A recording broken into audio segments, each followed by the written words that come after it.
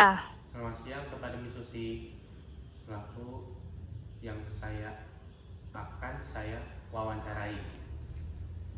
Salam sejahtera untuk kita semua. Halo semuanya, perkenalkan nama saya Luis Mateutan, mahasiswa dari BINUS Online dan Fakultasi Bisnis Manajemen. Pada kesempatan kali ini, saya akan membahas topik yang sangat penting dan relevan, yaitu membangun dialog lintas iman untuk perdamaian di komunitas kampus. Video ini merupakan bagian dari tugas Project Based Learning mata kuliah karakter building agama. Tujuannya adalah untuk memahami bagaimana moderasi beragama, yaitu sikap adil, toleran, dan tidak ekstrim, bisa membantu menciptakan lingkungan yang damai dan harmonis, sekaligus mendukung pencapaian tujuan pembangunan berkelanjutan SDGs. Hari ini saya akan mewawancari bersama Miss Susi. Pertanyaannya berikut ini, beberapa pertanyaan yang akan saya ajukan. Pertanyaan yang pertama, apa makna moderasi beragama menurut Miss Susi? Makna moderasi beragama menurut Miss Susi. Menurut Miss, oke, dari makna moderasi ini kita sebagai warga negara harus setiap budaya kita kan berbeda-beda, ya kan. Setiap moderasi kita juga berbeda, terutama di dalam agama. Agama itu kan berbagai macam tuh. Ada yang agama Islam, Katolik, Kristen, Hindu, Buddha, dan lain sebagainya. Nah, itu bagaimana cara kita untuk bermoderasi setiap antar umat agama. Berarti kita harus saling menghormati satu sama lain setiap agama maupun di agama lain. Berarti kita setiap kita dengan agama lain itu tidak boleh untuk menjelek-menjelekan atau membeda-bedakan antar sesama agama. Jadi kita sebagai umat Buddha harus saling saling bermoderasi, bersimpati, atau tidak saling toleransi antar umat beragama. Kan di agama Buddha kan kita selalu mengajarkan berbuat baik atau kita harus mendapatkan karma baik. Jadi kita harus hidup baik juga maupun di dalam perbedaan agama. Pertanyaan selanjutnya, apa saja tantangan yang sering muncul dalam menjaga toleransi di tengah keragaman masyarakat saat ini? Tantangan untuk moderasi beragama. Kalau tantangan, mungkin setiap beragama itu banyak tantangan yang harus kita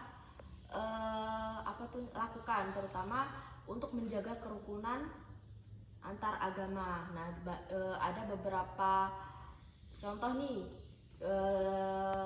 dalam ada kasus juga kan, seperti antar agama Kristen dengan yang Islam itu kan bertolak belakang, ya kan. Ada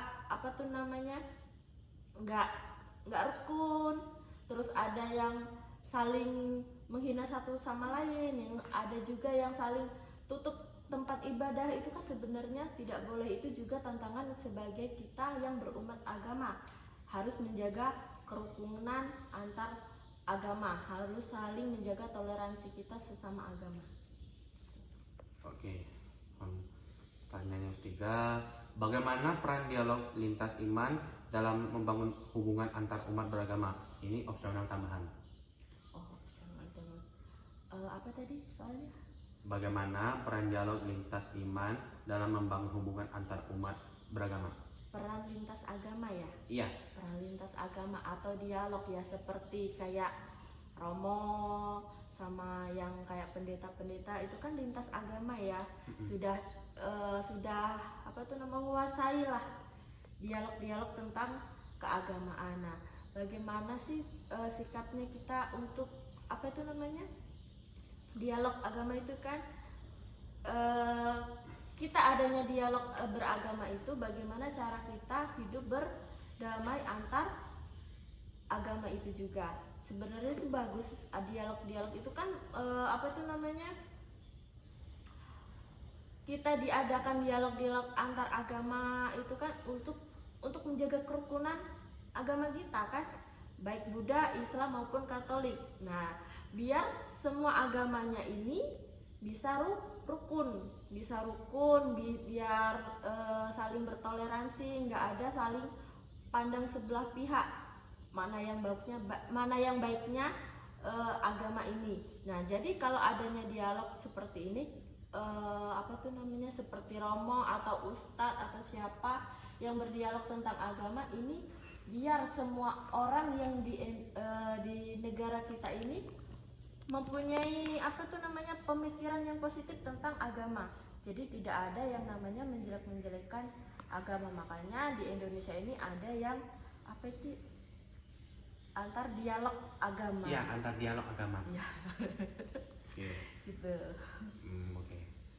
Pertanyaan yang keempat, menurut Miss Susi, bagaimana moderasi beragama bisa mendukung pembangunan berkelanjutan atau SDGs?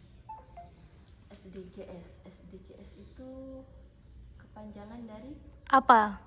SDGs itu serangkaian tujuan global yang ditetapkan oleh Perserikatan Bangsa-Bangsa atau singkatan PBB untuk mencapai kehidupan yang lebih baik dan berkelanjutan bagi semua orang di bumi. panjang banget ya. Iya. SDGs. Oke, kalau menurut Miss, adanya SDGs ini antara global apa tadi? Antara global yang ditetapkan oleh Perserikatan Bangsa-Bangsa. Bangsa-bangsa di antar agama juga ya? Iya.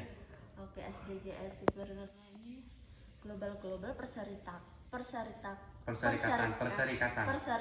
agama. Diadakannya SDGs di Perserikatan Agama. Menurut Miss, mungkin adanya SDGs itu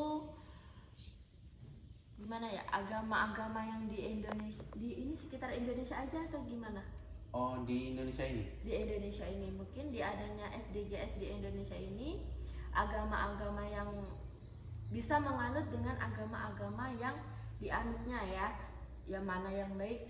Kita kayak misalnya nih, seperti orang yang mau pindah agama kayak gitu kan, mungkin di adanya SDGs atau global perserikatan negara itu bisa di apa itu namanya, diperbolehkan kayak gitu. Nah, maksudnya itu diperbolehkan, atau misalnya tidak memandang kayak mengejek orang lain, kayak misalnya kayak gini. Nah, ada orang yang mau masuk ke agama Buddha, pertama ini agamanya Kristen, terus agama Buddha, mungkin kebanyakan orang-orang nih kayak menghujat, ya kan? Ada yang menghujat, ih kamu kenapa sih pindah kayak gini? Terus ada juga nih yang Buddha masuk Islam, ih kenapa sih masuk kayak gini? Mungkin ada perbincangan yang mungkin tidak enak di telinga. Nah, makanya di adanya SDGs ini, biar orang-orang ini bisa menentukan hak di mana dia untuk memilih agama, terutama di antara umat agama ini kan berbagai macam kan, jadi dia mempunyai hak untuk memilih agamanya dia sendiri, atau memilih agama yang mungkin dia kepercayaannya tuh lebih gimana ya, kalau kita di agama Buddha, biar nyaman lah ya, nyaman untuk mengikuti agamanya dia masing-masing. Makanya tidak ada kayak apa tuh namanya, misalnya kita mau pindah agama itu tidak diperbolehkan, itu sebenarnya tidak berarti kalau orang yang mau masuk ke agama lain itu diperbolehkan di negara kayak gitu. Makanya diadakannya SDGs, karena global antar negara, terutama di umat agama. Contoh hal lainnya seperti itu, kalau kita mau pindah ke agama seperti itu. Kebanyakan kan orang kalau mau pindah ke agama lain itu kan ada pertentangan nih kan, baik dari orang tua atau orang terdekat. Tapi mau nggak mau, kalau kita ya nyaman yang kita anut, ya negara harus nggak punya hak untuk melarangnya kayak gitu. Begitu ya, Miss ya. Jadi kalau sebenarnya itu kan sebelumnya tuh kan agama Buddha pindah ke agama Islam, itu sebenarnya tidak boleh atau boleh? Sebenarnya di agama Buddha itu tidak memaksakan orang untuk masuk Buddha. Sebenarnya kalau bisa sih ya jangan ikut pindah, tetapi kalau misalnya keyakinannya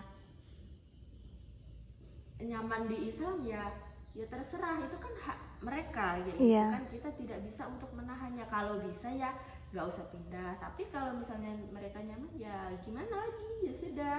Karena di agama Buddha itu tidak memaksakan untuk kita masuk Buddha. Seperti contoh orang Islam mau masuk Buddha, itu sebenarnya kita tidak mengajak, tidak memaksakan orang untuk masuk Buddha. Tetapi kalau misalnya orang Buddha untuk keluar dari Islam ya dipersilahkan kayak gitu. Jadi tidak ada paksaan, karena itu agama kan, agama itu kan kenyamanan kita, nyamannya di mana, yakinnya di mana, itu kan haknya orang masing-masing kayak gitu.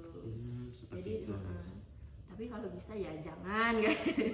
Iya, jangan gitu. Iya. Miss. Kan nggak baik juga, Miss, kalau pindah agama itu. Tapi kalau kita melarangnya kan itu hak mereka masing-masing.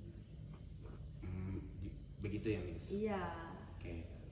Selanjutnya ini adalah pertanyaan yang terakhir. Pertanyaan terakhir adalah apa pesan Anda untuk generasi muda agar tetap menjaga toleransi dan keberagaman di era sekarang ini? Untuk menjaga toleransi terutama nih yang muda-mudi ya. Nah di sini di wihara juga diadakannya muda-mudi. Untuk apa sih Miss kok diadakannya muda-mudi di setiap wihara, terus di gereja-gereja? Mungkin yang di agama Islam tuh juga ada ya muda-mudi untuk penerus bangsa ini. Untuk apa sih diadakannya seperti itu? Biar kita sesama umat ini yaitu toleransinya biar rukun, terutama untuk muda-mudi. Muda-mudi itu kan otomatis masih banyak yang sekolah-sekolah nih kan, banyak yang SMA, yang di swasta, di negeri, terus teman-temannya juga beragam, ya nggak, ada yang beragama Muslim misalnya kan. Setiap sekolah itu kan agamanya berbeda-beda kan, nggak ada khusus ini untuk agama ini, sekolah ini untuk agama ini, nggak kan. Pasti setiap sekolah itu kan setiap agama pasti ada, nggak mungkin nggak. Seperti kita kuliah, nah kayak masnya nih kuliah, ada nggak yang agamanya Islam temennya? Temen kuliah ini? Iya. Ada juga yang agama Islam, ada juga agama Kristen, agama Buddha, dan seterusnya kan. seterusnya. Ya. Nah itu contohnya. Nah bagaimana sih para muda-mudi ini dikumpulkan jadi satu walaupun berbeda agama? Nah dari adanya kita bersatu itu adalah menjaga kita toleransi. Iya. Dari kita berkumpulnya walaupun kita berbeda agama itu sama aja kita harus menjaga toleransi kita. Misalnya nih, kamu agamanya apa? Buddha, Islam, terus dikumpulin jadi satu, itu namanya menjaga kerukunan kan? Nggak mungkin kan kamu terus mentang-mentang temannya Islam nggak mau berteman. Mau nggak berteman sama orang Islam? Nggak mau. Nah, mau kan? Mau nggak berteman yang agamanya Kristen? Kalau Buddha sebenarnya berteman dengan Kristen mau juga. Mau kan? Semua beragama di sini harus berteman tanpa terkecuali. Nah itu salah satu cara kita untuk menjaga toleransi kita. Makanya diadakannya muda-mudi. Kayak gitu sih. Jadi setiap muda-mudi itu harus bisa menjaga toleransi antar umat beragama, terutama ya dalam berteman itu. Jadi kalau kita dalam berteman itu sudah berbagai macam agama, berarti kita sudah menjaga toleransi. Makanya diadakannya muda-mudi itu setiap tempat atau tempat ibadahnya. Jadi untuk menjaga kerukunan itu aja sih. Oh iya. Iya. Terima kasih atas jawaban pandangan yang luar biasa dari narasumber Miss Susi hari ini. Dari wawancara ini saya belajar bahwa moderasi beragama bukan hanya tentang sikap keagamaan yang seimbang, tapi juga kunci untuk menciptakan perdamaian sosial, memperkuat komunitas, dan membangun masa depan yang berkelanjutan. Saya ucapkan terima kasih yang sebesar-besarnya atas waktunya kepada Miss Susi. serta kepada teman-teman yang telah menyimak video ini sampai akhir. Nah, mari kita terus menjaga sikap teladan, saling menghormati perbedaan, dan menjadi generasi muda yang peduli akan keberagaman serta keberlanjutan demi masa depan yang lebih damai. Saya ucapkan terima kasih dan sampai jumpa.